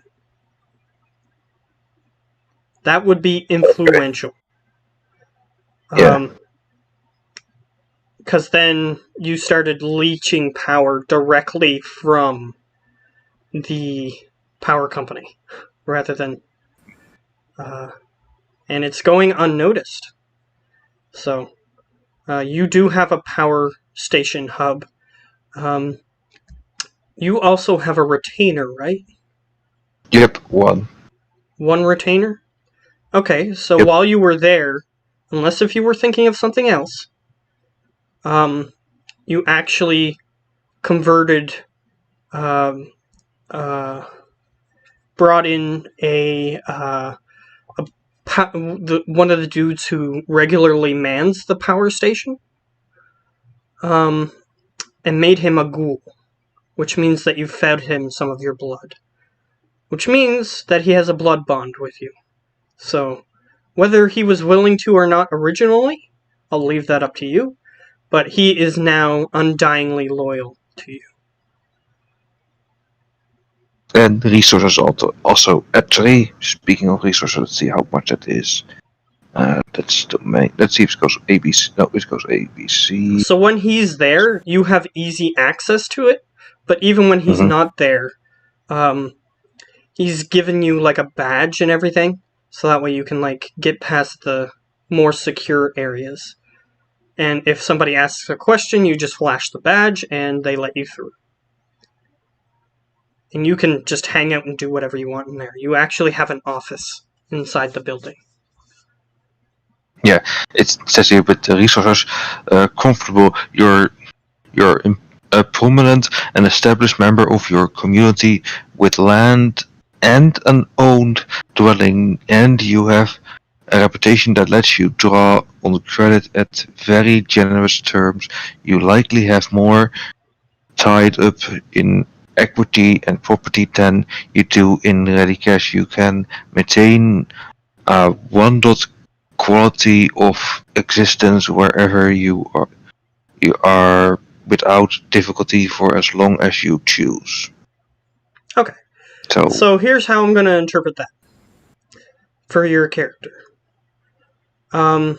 You have a booming electrical business. People are requesting your services. Even more now that you have a network of people who are vouching for you. And as long as you keep yourself covered in a uniform, like if you have your specialized hat that hides your ears, and your specialized overcoat that covers your throat, you're good. And you've been making quite a bit of money this way. So you have, what I'll say is you have like a freelance building. So like, you can name it whatever you want. You can put a plaque above it that has that name on it. Might come up in other people's things, who knows? Yeah. So, you have a fully functioning business, and the land on which the business resides, you can have whatever you want on it, but it's very valuable land. It's actually relatively close to the ocean. It's like oceanfront property. So if you needed to, you could sell your headquarters for your business and have a huge amount of money, because that's what that means. You have a lot more like property value and those sorts of things than you do actually liquid assets, I should say. You could say. So you can just go and do a job if your team needs money. Like, people know who you are and they're willing to hire you. Yeah. So I have a name. That's good. Yeah, so you have a business, and you're known for, if something happens late at night, you'll come right away. You've even had advertisements on the local channels that run exclusively at night. And I really should get So real late here. just to give a little bit more before you have to go. so after the war, the Sabbat thing, you're still trying to figure out how to weasel the Camarilla's influence back into that area. So just to wrap up, we're going to take the event that will take you down the path into the campaign. So maybe 10 or 11 years after you were turned into a vampire, your services are requested at a particular residence, and they say that the main power cable to the inside the building, that it's like an apartment complex. So the main power cable to the building has been severed, and it's too late in the evening for the power company to show up. So they're requesting your services. So Yes, so it requires a lot of specialized gear, so I'm coming over, but the bill will be high for them then. okay, and the way that you respond to people is you have like a text-to-speech program that you use that you just type into and it responds to them. They know that you don't talk, so it's part of the advertisements. So that you have some sort of thing, that way you can't speak. How you decided to advertise that, I'll leave up to you. But they know that you can't speak. So they request your presence at a particular building, and you head over there. Because of our silence is worth our the weight in gold. Okay, perfect. So you head over to the building, and you notice, just on a cursory check of the outside of the building, because they said the main power line wasn't connected, you notice that the main power line is connected. So you're not sure what's going on. It's kind of suspicious. Yeah, so I do call in to my connections that I will, if I don't get back to my place, that they should check this place out. Okay, so you send them the address. All right, like you have a cell phone at this point, so yeah. Like you're out on the thing and you just sort of text Esmeralda, probably, because just to have a lifeline, so to say. Mm-hmm.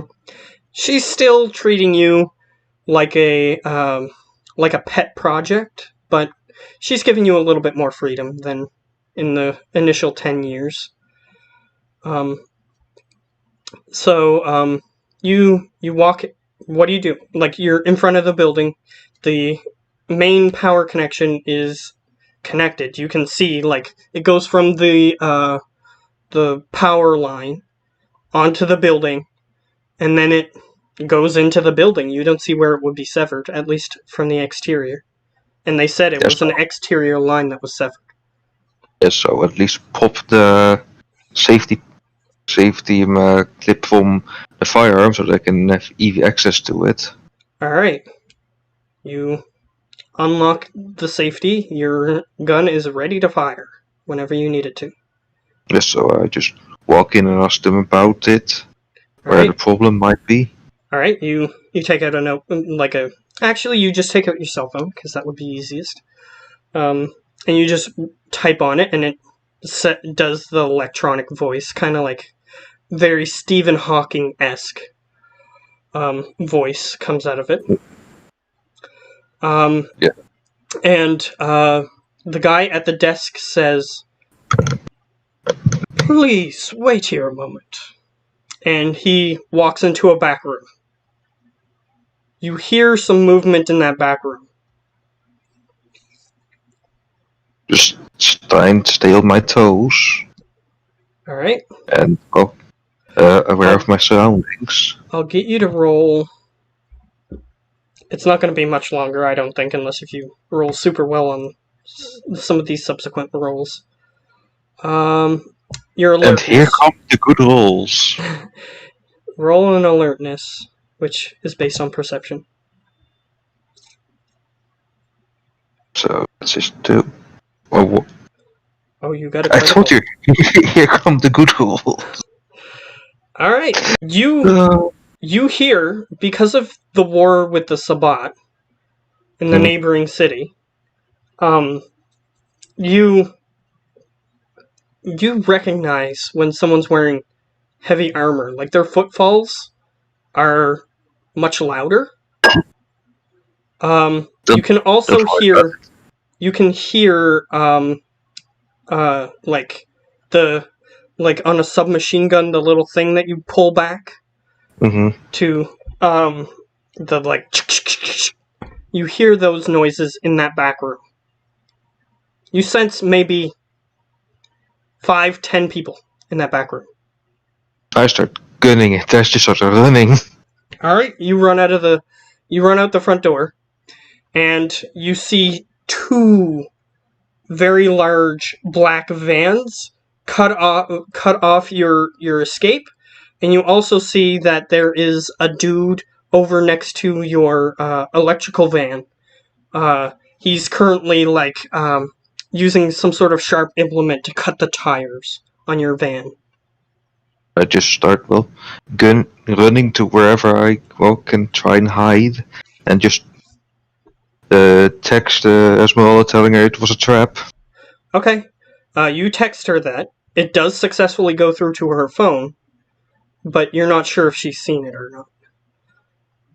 The next thing that's going to happen is you see these black vans. They have these huge, intricate crosses as decals on the side of the vans. And you see dudes getting out of the vans. They have these weird spherical helmets. And a couple of them have like a cross on the front of the helmet. And they seem to be looking around. You darted into a dark alley, and I assume you activated your obfuscate? Yep, just to try and hide myself as good as possible. Okay, so you're invisible. You can see that they are looking around. The guys with the crosses on their helmets are giving orders. It seems like, as you're watching them. You unfortunately forgot to silence your phone. And you hear Esmeralda respond to your text message and say, "They've got Elysium. It's the Second Inquisition," is what the message says. Decided, so I start However, those guys hear that noise coming from your phone, because it wasn't silenced, and they start walking in your direction. Ellie, wait, can I get height? Yes. Still be hidden? You can climb. It's an apartment building, so there's like a fire escape on the side of the building. You can, and the ladder is for some reason lowered. You can climb up the building if you wish. I'm going all the way to the roof. Alright.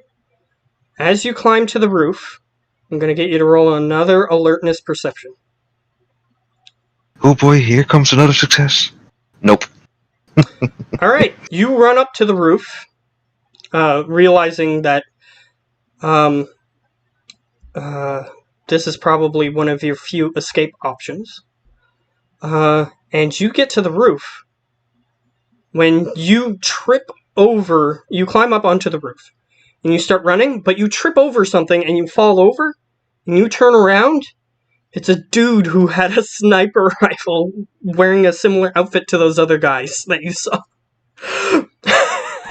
Just in case you were trying to run away, they had a sniper on the roof. Okay, so you tripped over a sniper. You're still technically invisible because it's dark, but he knows something's there. So he reaches onto his belt, he takes out this wooden, heavily polished implement. It looks more decorational than functional, but it still looks sharp enough to impale your chest and cause you to be stunned. And he draws out this thing. He threw his sniper rifle to the side at that point. Yes, I'm trying to stay out of dodge and just out of his reach. He taps on the side of his helmet, a little button depresses on the side of his helmet, and he goes, I think the target's up on the roof. And you hear somebody talking over the radio, but you can't really tell what they're saying. But you do hear people climbing the fire escape at this moment. And he starts slowly and cautiously walking forward towards your direction.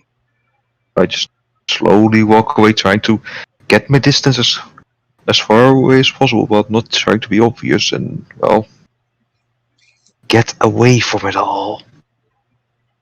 You receive another message. After the first time of like, mute. Yeah, you did mute it. Luckily. You receive another message. You see that it's Esmeralda again. She says, "They're at my mansion. Are you alive? Please respond." I just send her a quick wife on yes, alive. Okay.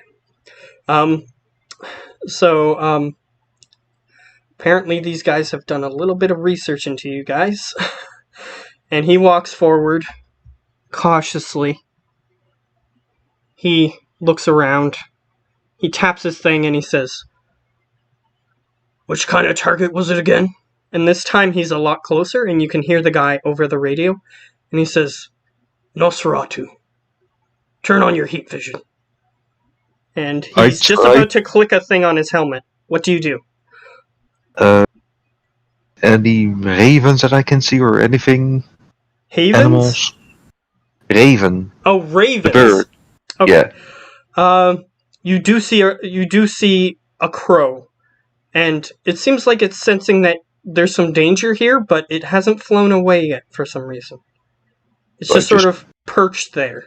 Maybe it senses that you have the ability to speak to it and hasn't flown away immediately. So if I can make eye contact with it, I just try to tell it, make a ruckus. And you have to make a roll. If you remember which roll it was. Oh god, one dice. It's a low one because it's not like a super meaty creature, but you still need to roll. Oh wait, it was 4d10. That's true. You ask it to do so. Yes. All right. The bird flies up in front of the sniper's face, and he goes, and he just sort of swipes at it with this weird wooden stake that he has.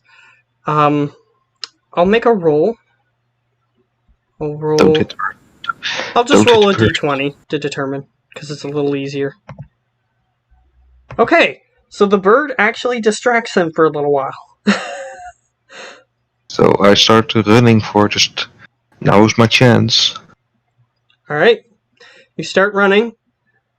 You're on a roof. There's a building maybe 20 feet away from the current building that you're standing on. You'll have to jump if you want to try to make it. Which I will. Okay, so that's going to be athletics. Design based, so again 46, 40, 10. 10, 5. 2 successes. Oh, critical success. Wow, I'm really dragging it out, but I'm not intending to drag it out. That's okay. That's okay. You manage to jump to the other building, and you hear the sniper yelling, not like whispering in his helmet anymore. He's like, "Package is escaping under the neighboring building." And he's still, batting at this stupid crow that's trying to break through his helmet, it looks like. It's pecking on his helmet heavily. I asked you to make a ruckus, not to fight for me. Well, that's a type of ruckus. Yep. But it seems like the guy isn't, stabbing it or anything. But after you start getting further away, it just sort of flies off. Hmm. It's not willing to kill itself for you. It was just making a distraction. Yeah, I just asked to distract it, not to sacrifice itself. So yeah, that's good. It just flies away. And they don't try to shoot it or anything. So Raven Buddy made it out alive, if your character cares. Huzzah! But yeah, I'm gonna keep trying just to jump from roof to escape. Alright, And I'm gonna ask roll. Es- I'm gonna roll ask another. Esmeralda how she's doing. Like, is she okay? She sends a message. They're in my house. And she sends you a picture that doesn't have the flash on it, so it's kind of dark. But you can see like the boot of a guy, and she appears to be taking the picture from underneath her bed. I just tell her all the details that I could have seen about these guys. See if she knows more. Okay. She goes, yes, they're the Second Inquisition. We didn't think that they were real, but apparently they are. Is Anthony still alive? She sends you another picture of him standing out, or another video actually. But you have the sound off on your phone, so don't worry about playing the video. And you play the video. He walks out into the yard, and it seems, according to the closed captions, because closed captions turn on if your phone is sound is off. According to the closed captions, he says, "So what brings you gentlemen here tonight?" And then they just open fired on him, and he falls to the ground dead. I just text her the bastards, and then quickly after, excuse me for the language. She goes, it's understandable. And then it seems like she's about to type something else, and you get like the ... that some phones have when somebody's typing a message, but it doesn't go away. So that worries me, so I try to make my way over to her as quick as I can. Okay, you start heading towards her abode. You get about, I'll say that it takes you an hour to get there, because you don't have your van. It's a relatively small town, but still. You don't have your van, so you don't get there in 5 minutes. It takes you a little while to get there. And you arrive on the exterior of the mansion. And you can see that there's 3 or 4 more of those vans. Just outside in her parking area. And you don't see any people on the exterior. Any animals that I can perhaps see or sense? You sense a robin nearby. It's hiding in a bush because you got close to it, but you have the ability to calm it if need be. No, just tell it to be okay. Calm, just if it's then calm, just give it a pet, and that's everything's gonna be okay. Then, well, use my night sight to see what I can see in the dark. Okay. I'll say make a roll to see if you successfully calm it enough that it doesn't fly away. Another 2. Okay. It calms enough that it's willing to stay there. It realizes you are not a threat to it. Whether or not that's actually true, it doesn't. It may not have the brain capacity to realize, but it's not flying away. So you're good. Well, I'm not thirsty for it, so no. Yeah, we'll say at this point you have a decent blood pool, so you're not like hungering constantly. Mhm. So yeah, you're outside the residence. What do you wish to do? I try to see if there's someone just hiding in the dark that I can knock out or take out for this very thing. Okay. You look around. You actually don't even see Anthony's body. His body is not there. So either she ran and hid and didn't get that part on the video, or perhaps he got up and left. You would know that he is a ghoul, so potentially him being shot may not have killed him. But with the amount of bullets that hit him, you suspect that he probably did die, but he's still a ghoul, which means that he has some vampire blood running through his veins. So he may have survived it. Yeah, so I text Esmeralda asking her, are you still alive? Just, like, worried more. As Just you text hesitating to that, send it. you hear a scream, Esmeralda. I just bolt for my hiding place, just holding out the pistol, ready to help save her if needed. Alright. You walk to the entrance of the mansion, and you see that there are, even through the door windows, you can see that at the top of the staircase, there are 3 heavily armed dudes flanking her, and another dude that has, like, a knife to her throat.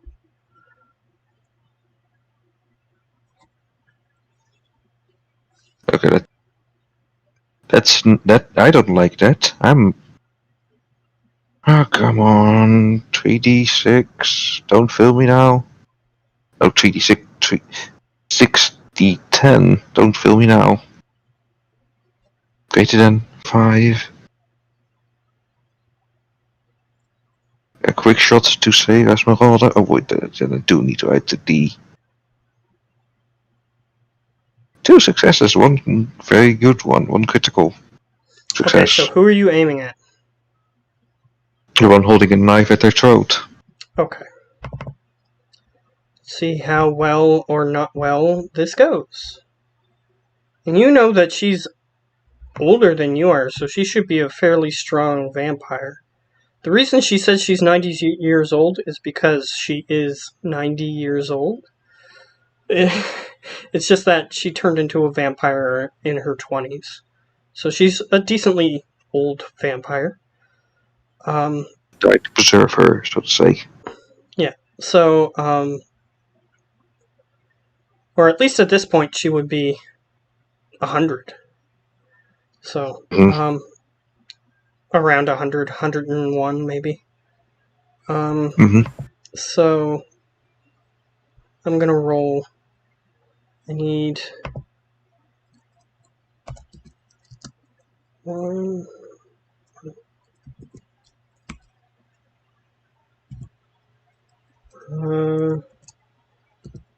Let's see if this works.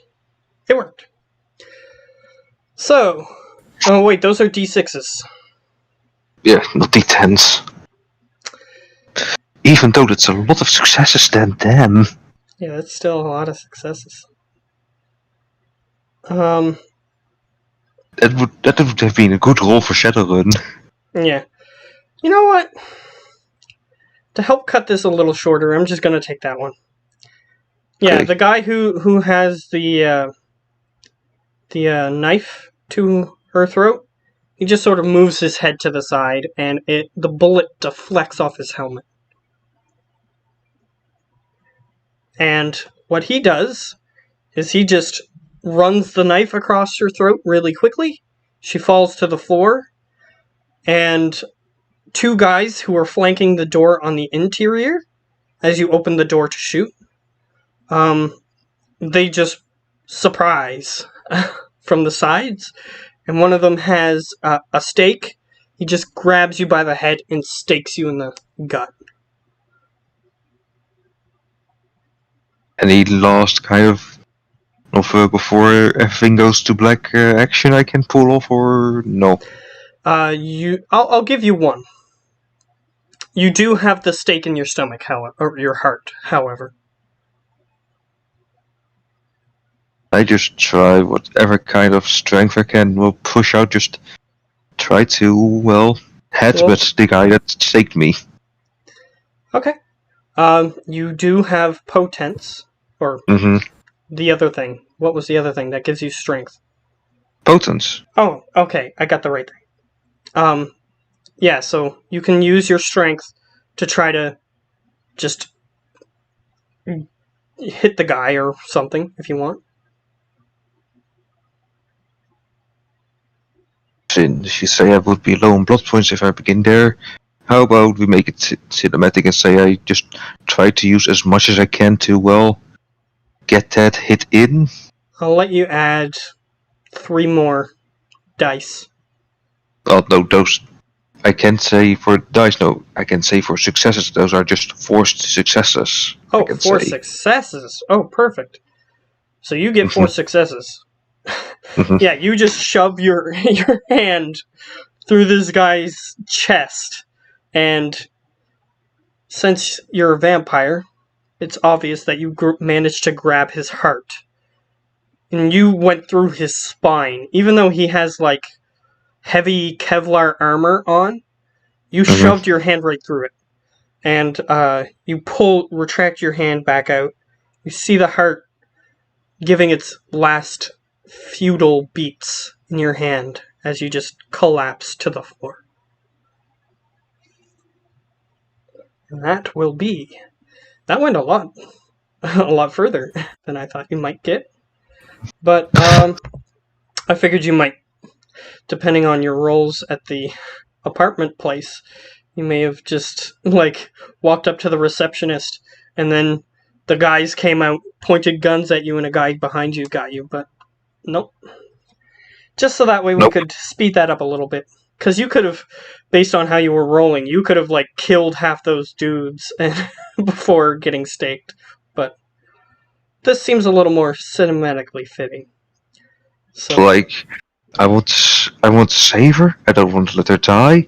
Apparently I failed her. Well, fuck. yeah. That's at least what I think right now. Yeah. So, your character will awaken in 5 years when the campaign starts. So